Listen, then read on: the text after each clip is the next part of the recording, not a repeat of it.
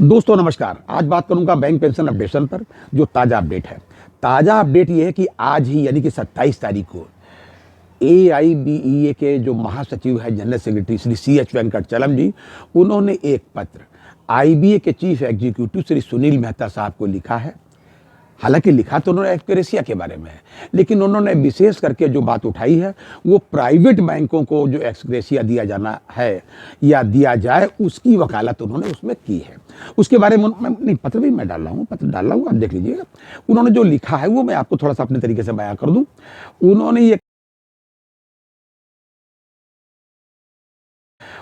ये कहा कि 1913 में जो एक एडवाइजरी जारी की थी DFS ने, तो उसके तहत उसमें यह था कि इनको एक्सग्रेसिया दिया जाए जो 1986 से पहले के रिटायरीज हैं, अप टू 10,000 तक इस हिसाब से दिया जाए कि उनको या उनके स्पाउसेस को जो पेंशन मिल रही है उस पेंशन को और एक्सग्रेसिया अमाउंट जो अधिकतम 10,000 होगा, दोनों को मिला करके न्यूनतम पेंशन उनकी मतलब जो है 10,000 उनको जरूर मिल जाए। ये बात 2013 में कर हो गई, बात कर इंप्लीमेंट भी हुआ।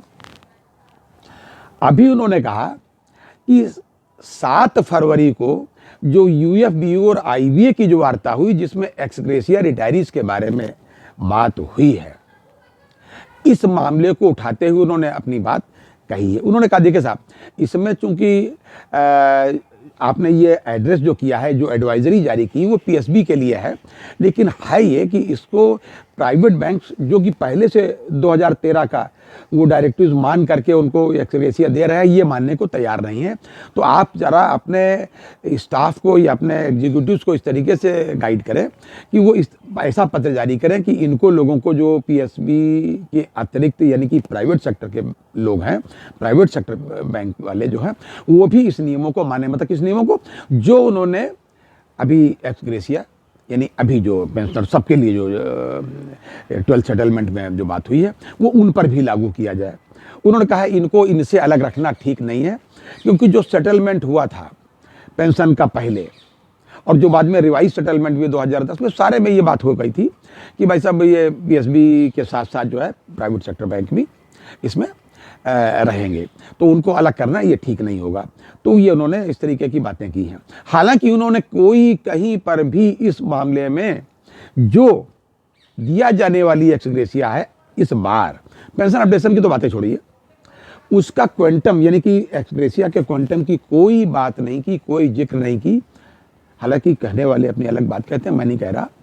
लोगों ने तो ये कहा कि इन्होंने अब इनके मेंबर कुछ कम होने लगे या क्या है, तो इन्होंने प्राइवेट सेक्टर के बैंक वालों को जो है साधना शुरू किया ताकि लोगों की जो है मेंबरशिप या जो भी है अपना बनी रहे। इस तरीके की बातें लोग करते हैं, मेरा इससे कोई लेना देना नहीं। मैं तो ये चाहूँगा कि भाई एक्सग्रेसिया का जो भी अमाउंट हो वो स्पष्ट हो और उस अमाउंट से पेंशन अपडेशन के क्लेम पर कोई फर्क नहीं पड़ना चाहिए और पड़ेगा भी नहीं।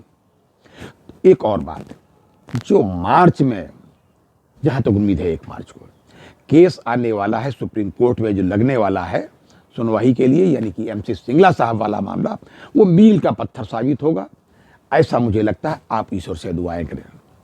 और जो प्राइवेट सेक्टर की बैंक की जो बात कर रहे हैं वेंकटचलम साहब, कहीं ये कह देते अरे कि भाई ठीक है इनको मिले, कौन मना कर रहा है एक्सग्रेसिया इनको ना मिले, लेकिन ये भी कह देते कि उनको जब सब कुछ देना है, सारा कुछ करना है, तो उनको सरकारीकरण क्यों नहीं कर लेते भाई।